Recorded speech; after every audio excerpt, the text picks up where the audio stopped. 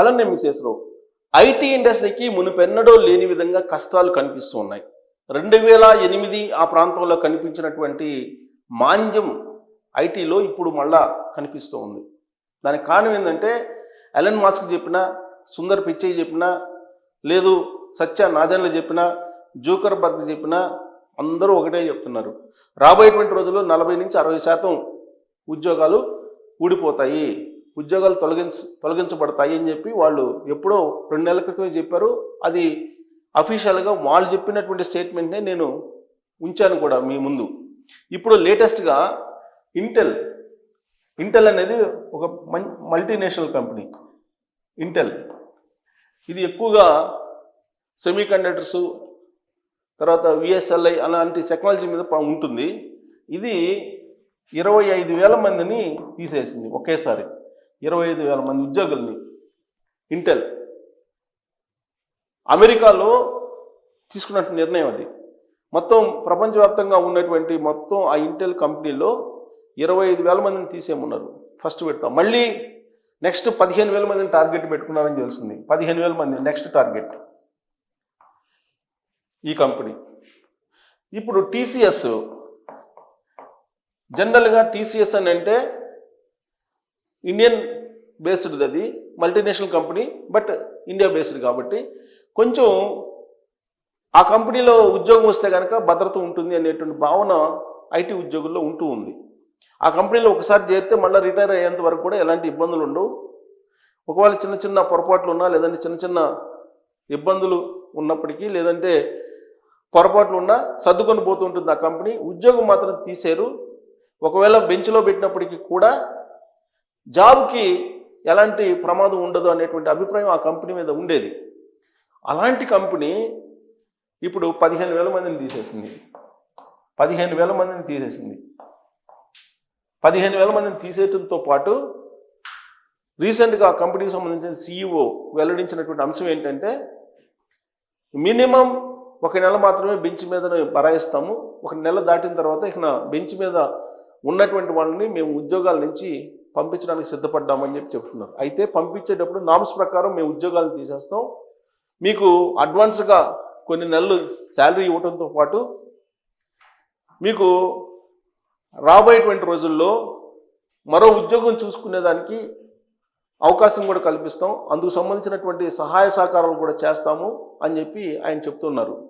అంతేకాదు, ఇప్పుడు మారినటువంటి టెక్నాలజీ నేర్చుకొని దానికి అడాప్ట్ అయ్యి మీరు కనుక రీస్కిల్ కాగలిగితే, రీబిల్డ్ కాగలిగితే ఖచ్చితంగా మళ్ళీ మేము అవకాశం ఇస్తాం. ప్రస్తుతానికైతే మీ అవసరం మాకు లేదు. ఇదంతా కూడా ఖర్చులు తగ్గించుకునేటువంటి కార్యక్రమం కాదు, కేవలం ప్రపంచవ్యాప్తంగా ఐటీ రంగం రూపాంతరం చెందుతున్నటువంటి క్రమంలో రీసైకిల్ జరుగుతోంది, ఐటీ రీసైకిల్ జరుగుతుంది.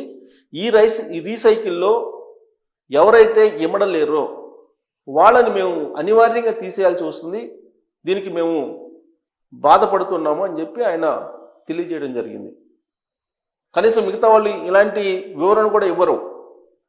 ఆల్ ఆఫ్ సడన్గా తీసేస్తున్నారు లేఆఫ్స్. ఇంటెల్ లేఆఫ్స్ ప్రకటించింది, అమెజాన్ ప్రకటించింది. అమెజాన్ 15,000 మందిని పైగా తీసేసింది, ఇంకా తీసేసే కార్యక్రమంలో ఉంది అమెజాన్. ఫ్లిప్కార్ట్ అదే పనిలో ఉంది. సరే, ఇవైతే ఈ కామర్స్ ప్లాట్ఫామ్స్ అనుకుందాం. మరి ఐటీ బేస్డ్ కంపెనీలు ఇప్పుడు ఇంటెల్, టీసీఎస్, మరో కంపెనీ మైక్రోసాఫ్ట్. ఇది మైక్రోసాఫ్ట్లో జాబ్ రావడమే చాలా అదృష్టం అని ఫీల్ అవుతారు. ఈ మైక్రోసాఫ్ట్ ఇప్పుడు దాదాపుగా 15,000 మందిని తీసేసింది, మరొక 10,000 మందిని తీసేయడానికి సిద్ధంగా ఉంది. ఇవి కేవలం ప్రముఖ కంపెనీలు. ఇవన్నీ కూడా ఏంటంటే ప్రముఖ కంపెనీలు అంటే కొంచెం మల్టీనేషనల్ కంపెనీలు కాబట్టి వాటి గురించి మాత్రమే నేను చెప్తున్నా. మిగతా కంపెనీలు వీటి బాటలో పడుతున్నాయి, వీటి బాటలో ఉన్నాయి మిగతా కంపెనీలు. ఆల్మోస్ట్ చాలా కంపెనీలు ఎవరు టార్గెట్ చేస్తున్నారు అని అంటే మిడ్ లెవెల్ వాళ్ళని టార్గెట్ చేస్తున్నారు. అలాగే అబో మిడ్ లెవెల్ వాళ్ళని టార్గెట్ చేస్తున్నారు. వీళ్ళని ఇంటికి పంపిస్తున్నారు, వీళ్ళ జాబులు తీసేస్తున్నారు. వీళ్ళ జాబ్స్ వీళ్ళకి ప్యాకేజ్ ఎంత ఉంటుందంటే మిడ్ లెవెల్ కానీ అబోవ్ మిడ్ లెవెల్ కానీ యావరేజ్న 20 నుంచి అబోవ్ ఉంటుంది. మరి అంత ప్యాకేజ్ తోటి ఉన్నటువంటి ఎంప్లాయీస్ ఒక్కసారిగా వాళ్ళు రోడ్డును పడితే వాళ్ళ పరిస్థితి ఏంటి? ఇప్పటికే వాళ్ళు ఆ 20 లక్షల ప్యాకేజీకి సంబంధించి హౌస్ తీసుకోవటమో, కారు తీసుకోవటమో, లేదంటే ఇతరత్ర అవసరాలకి వాటిని వినియోగించడమో, వాళ్ళు ఈఎంఐలు కట్టుకోవచ్చు అని చెప్పేసి అందరూ ప్లాన్ చేసుకొని ఉంటారు. వీళ్ళందరి పరిస్థితి ఏంటి? ఇప్పుడు రోడ్డును పడేటువంటి పరిస్థితులు కనిపిస్తున్నాయి. ఐటీ మామూలుగా ఇప్పుడు ఐటీ పరిస్థితి చాలా దారుణంగా ఉందని ప్రపంచవ్యాప్తంగా ఇప్పుడు చెప్తున్నారు. ఆల్రెడీ 2 నెలల క్రితమే చెప్పారు 60% లే ఆఫ్స్ ఉంటాయి అని చెప్పి. దీనికి తగ్గట్టు అగ్నికి ఆజ్యం పోసినట్టు అమెరికా అధ్యక్షుడు ట్రంప్ ఏం చెప్తున్నారు? భారతీయులకు ఉద్యోగాలు ఇవ్వద్దు అని చెప్తున్నారు మల్టీనేషనల్ కంపెనీలకి. ఒక అమెరికాలోనే కాదు, అసలు మల్టీనేషనల్ కంపెనీలకి ఆయన ఒక ఆర్డర్ పాస్ చేస్తున్నారు మౌఖికంగా. మీరు ఎట్టి పరిస్థితుల్లో కూడా ఇండియన్స్కి ఉద్యోగాలు ఇవ్వద్దు, ఇండియన్స్కి ప్రత్యేకించి ఇండియన్స్కి ఉద్యోగాలు ఇవ్వద్దు అని చెప్తున్నారు. అమెరికాలో ఒకవేళ ఇండియన్స్కి కనుక ఉద్యోగాలు ఇస్తే మీ మీద తీవ్రమైన చర్యలు తీసుకుంటాము అని చెప్పి చెప్తున్నారు. సరే, ఇదంతా తట్టుకొని నిలబడతాము అని అంటే H1B ఉన్నా, గ్రీన్ కార్డు ఉన్నా మీరు శాశ్వత పౌరులు కాదు. అమెరికాలో కేవలం శాశ్వత నివాసానికి సంబంధించినటువంటి వెసులుబాటు కల్పిస్తూ ఇచ్చినటువంటి గ్రీన్ కార్డే తప్ప మీకు పౌరసత్వం రాదు అని చెప్పి చెబుతున్నారు. ఇక H1B సంబంధించినటువంటి వాళ్ళు అయితే ఏ రోజుకి ఆ రోజు టెన్షన్ పడుతూ అక్కడ జీవితాన్ని గడుపుతూ ఉన్నారు. ట్రంప్ ఎప్పుడైతే మీరు ఇండియన్స్కి ఉద్యోగాలు ఇవ్వద్దని చెప్పి మల్టీనేషనల్ కంపెనీలకు చెప్పాయో ఆ రోజు నుంచి అక్కడ ఉన్నటువంటి ఇండియన్స్ అభద్రతా భావంతో ఎక్కువ మంది ఉన్నారు అని చెప్పి తెలుస్తుంది. మరోవైపు ఏమో కంపెనీలు లే ఆఫ్స్ ప్రకటిస్తున్నాయి. ఈ లే ఆఫ్స్ ఎక్కడ ఆగిపోయే అవకాశం ఉందని కూడా అంతుపట్టడం లేదు. ఎందుకంటే ఆర్టిఫిషియల్ ఇంటెలిజెన్స్ చాలా వేగంగా వస్తుంది మన జీవితంలోకి. ఈ ఆర్టిఫిషియల్ ఇంటెలిజెన్స్ వచ్చిన తర్వాత చేయడానికి పని కూడా ఉండదని చెప్పి ఎలన్ మస్క్ చెప్తున్నారు. మరి అలాంటి పరిస్థితుల్లో ఉద్యోగాలు ఎంతమందికి ఉంటాయి, ఎంతమందికి ఊడిపోతాయి అనేది కూడా అంచనా వేయలేనటువంటి పరిస్థితి నెలకొంది ఇప్పుడు. ఇలాంటి పరిస్థితుల్లో ఆర్టిఫిషియల్ ఇంటెలిజెన్స్ పని ఉద్యోగాలను క్రియేట్ చేస్తుందంటే కొన్ని సంస్థలు ఏం చెప్తుందంటే కొన్ని ఐటీ కంపెనీలు కానీ లేదంటే ఐటీకి సంబంధించిన నిపుణులు కానీ ఒకప్పుడు కంప్యూటర్ వచ్చిన తర్వాత ఏ విధంగా అయితే ఎంప్లాయ్మెంట్ని క్రియేట్ చేసిందో అదే తరహాలో ఇప్పుడు ఆర్టిఫిషియల్ ఇంటెలిజెన్స్ కూడా రాబోయేటువంటి రోజుల్లో క్రియేట్ చేస్తుందని చెప్పి చెప్తున్నారు. ఇది ఒక ఆశాజనకమైనటువంటి అంశం. కాకపోతే అది క్రియేట్ చేసేటువంటి జాబ్కి సరిపడా స్కిల్ను డెవలప్ చేసుకోవాలి వీళ్ళంతా కూడా. So mid level, above mid level అంటే ఆల్మోస్ట్ 40+ 50 అలా ఉంటారు, 40+ ఉంటారు అందరూ. సో 40+ 50+లో ఉండేటువంటి వాళ్ళు ఇప్పుడు తాజాగా వస్తున్నటువంటి టెక్నాలజీకి ఎంతమంది అడాప్ట్ కాగలరు అనేది కూడా పెద్ద ప్రశ్న. సో కాబట్టి భారత ఆర్థిక వ్యవస్థలో కానీ లేదా ఆయా రాష్ట్రాల ఆర్థిక వ్యవస్థలో కానీ కీలకంగా ఉండేటువంటి ఐటీ రంగం ఇప్పుడు సంక్షోభంలోకి వెళ్ళిపోయింది. ఈ సంక్షోభం నుంచి ఐటీ సెక్టర్ ఇప్పటికిప్పుడు బయటపడే అవకాశం ఉందా అంటే లేదు అని చెప్తున్నారు. పైగా లే ఆఫ్స్ ప్రకటిస్తున్నారు. మల్టీనేషనల్ కంపెనీలు అన్నీ కూడా లే ఆఫ్ తీసుకు వెళ్తున్నాయి.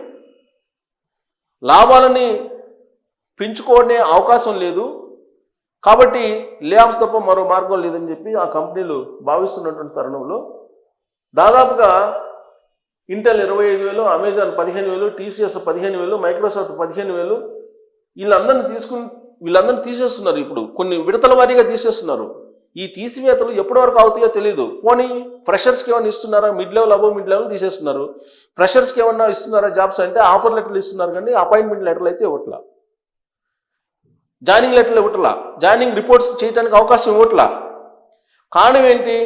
అసలు జూనియర్స్ అవసరం లేదు, జూనియర్స్కి అసలు నాలెడ్జీ ఉండటం లేదనేది వాళ్ళ అభిప్రాయం. ఇప్పుడు క్యాంపస్ ఇంటర్వ్యూలు ఆల్మోస్ట్ లేవు. దాదాపు 2 years క్రితం ఇచ్చినటువంటి ఆఫర్ లెటర్ల తాలూకు జాయినింగ్ అవకాశం కూడా ఇవ్వనటువంటి వాళ్ళు చాలామంది ఉన్నారు.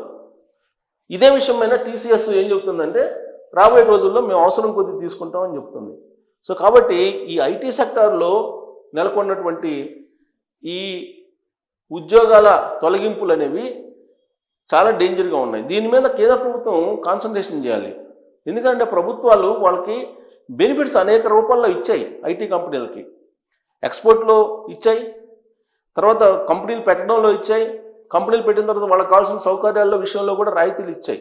మరి ఇన్ని రాయితీలు ఇచ్చినప్పుడు ఎంఓయూ ప్రకారం వాళ్ళు ఎంప్లాయ్మెంట్ చూపించాలి. ఇప్పుడు నష్టాలు వస్తున్నాయి, ఇప్పుడు అవసరం లేదని చెప్పి ఎంప్లాయీస్ని తీసేస్తూ ఉంటే ఈ ప్రభుత్వాలు స్పందించకపోవడం అనేది దారుణమైన విషయం.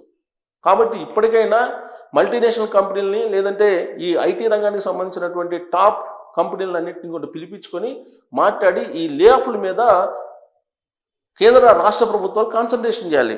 లేదంటే ఆర్థిక వ్యవస్థ కుప్పకూలిపోయేటువంటి ప్రమాదం ఇప్పుడు నెలకొంది. సో రాబోయేటువంటి రోజుల్లో ఈ లే ఆఫ్లు, ఉద్యోగాల తొలగింపు అనేది ఏ స్థాయిలో ఉంటుంది అనేది మీరు ఒకవేళ ఎక్స్పెక్ట్ చేయగలిగితే కనుక ట్రోల్స్ రూపంలో తెలియజేయండి.